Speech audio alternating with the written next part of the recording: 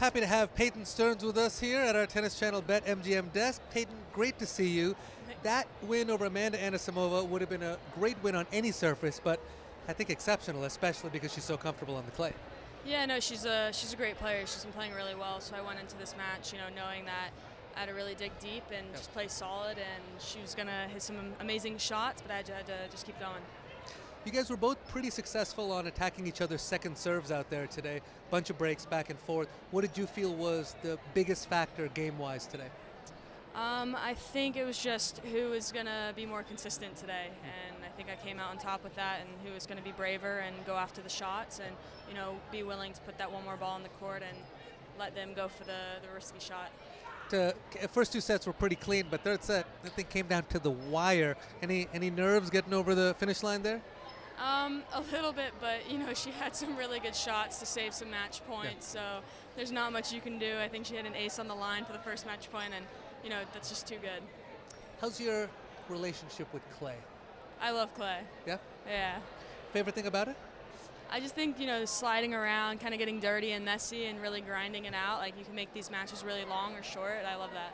That kind of love for the clay, we might have to change it to Clayton Stearns. You have a few more wins like this, but you're off to a great start over here.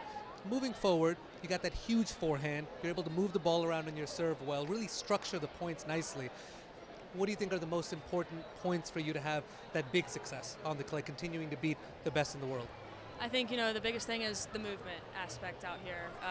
I have to get in position to be able to hit those forehands and really move and get that positioning to run around or even slide into it. And if I don't move, then I can't set up my forehand, and it's not a great day for me.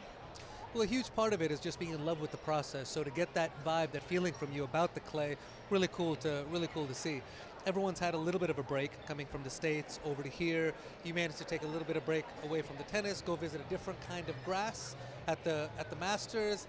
That is like a bucket list type thing. How was that experience? It was so cool. I'm not really a big golf watcher, but going there, it was just insane. It was beautiful. No phones were allowed, which I didn't realize. I love that. So it was kind of nice to disconnect for the day and just be at peace and be at one with life a little bit. So I'm curious. I have recently, the last 3-4 years, I guess, started loving golf. But for someone who isn't fully into golf, why was it still so special to be there? I think just the essence of it. It's kind of like Wimbledon.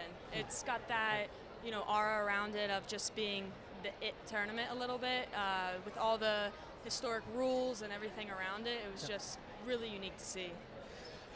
We've seen you play some great tennis over the last several years as you've climbed your way up the rankings, and you never are sort of self-belief out there, but it continues to need to rise if you want to get to the heights of the game. Where would you say your self-belief is at the moment?